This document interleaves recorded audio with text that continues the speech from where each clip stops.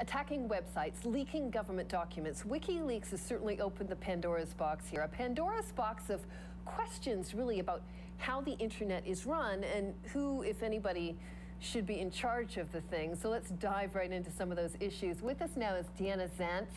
She is a media technologist. She is also a consultant to media organizations, and she is based out of New York. Deanna, thank you so much for being here. You know, it has been an extraordinary week, hasn't it, watching these attacks be launched, these counterattacks, these threats of boycotts, these counter threats. I read something earlier in the week where somebody called it an all-out cyber business war. What do you think?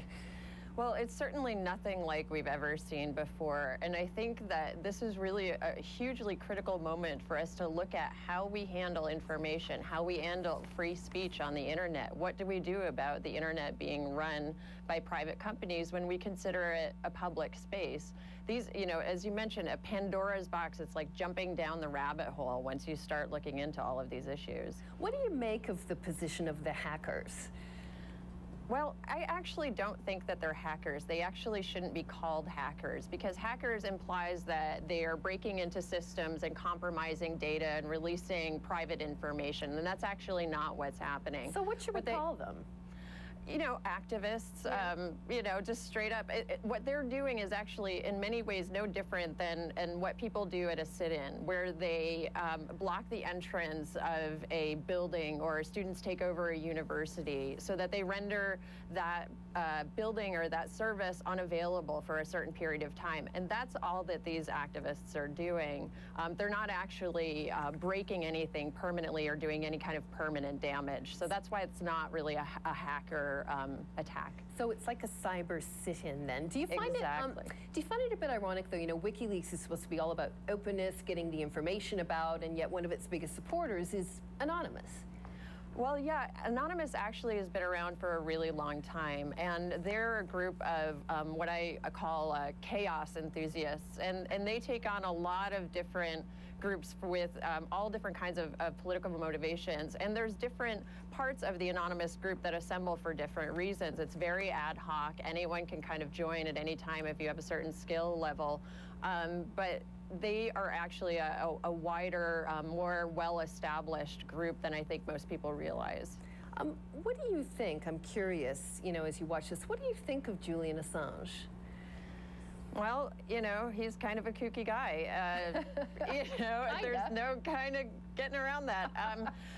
As far as the story goes, you know, I'd really love to see the attention kind of drawn away from him in some ways, because while he's certainly the leader of this organization, some of the attention that we're giving him is taking away from the really clear directives that we need to start taking apart as a result of WikiLeaks and the fallout and the attacks and everything else. And what do you think those are?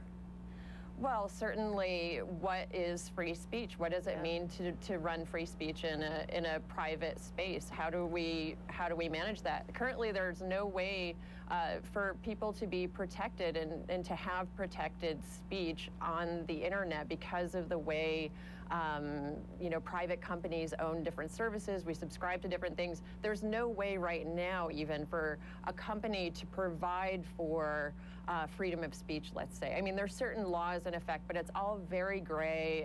It's not really been addressed before this moment, and this is our chance to take it on. And yeah, you know, I mean, what does it mean to have corporations running essentially a public space, the internet, right? Actually, there's a great analyst up in Cambridge named Ethan Zuckerman, and he made the point in an interview on Columbia Journalism Review that, you know, here you are doing your free speech thing, and you're staging your protest, and then you realize that you're staging your protest inside a shopping mall. So that's what's happening right now. All right. What do you think we should be watching for as this moves ahead? Well, I think that, unfortunately, what happens to Assange with his case, with his potential extradition to Sweden, could spark different pro and con sides of the equation into taking on kind of more activist actions, but I'm not really sure it's going to be easy to predict what happens in the coming days and weeks. Yeah, it could be quite wild. And thank you so much for your thoughts on it. Interesting stuff, Deanna Zandt. Appreciate it. Thank you.